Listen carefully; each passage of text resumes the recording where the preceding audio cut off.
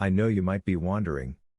What words does a convicted criminals choose to be their last before they die? Would they ask for forgiveness or tell their family they'll miss them?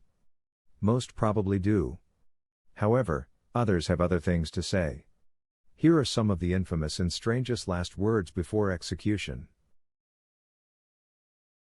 Jimmy Glass, 1987, Louisiana.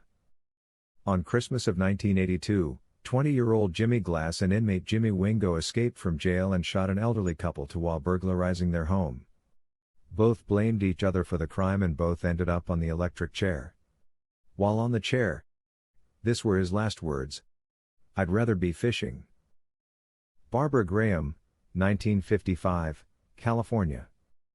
After a rough childhood and a string of failed marriages, Barbara Graham went into prostitution before being married again to a bartender and drug addict.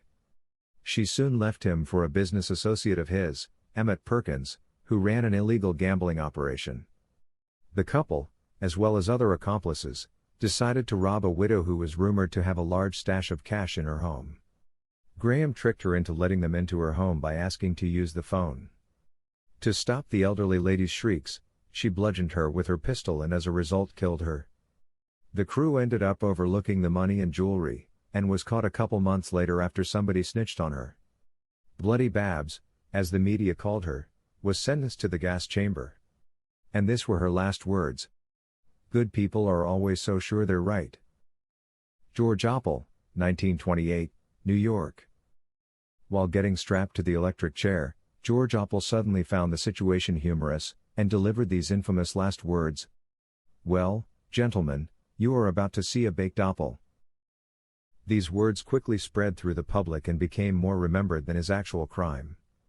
He was convicted of first-degree murder for killing a police officer, although little is known about that murder. George Engel, 1887, Illinois. George Engel was a German immigrant who lost faith in the political process and joined the International Working People's Association. In 1886, a big rally full of anarchists and labor activists turned violent when a bomb was thrown at the police, killing 7. Although nobody knew who threw it and George was at home playing cards, he was convicted for murder and went to the gallows. This were his last words: "Hurrah for anarchy. This is the happiest moment of my life." James French, 1966, Oklahoma. In 1958, James French murdered a driver who picked him up from hitchhiking. While serving his life sentence, he decided that he didn't want to live anymore but was too afraid to end his own life. And so, he killed his inmate to compel the state to execute him by electric chair. While on the electric chair, this were his last words. How about this for a headline for tomorrow's paper? French fries. Thank you for watching. Don't forget to hit subscribe, like, and share button so that you don't miss out on our next video.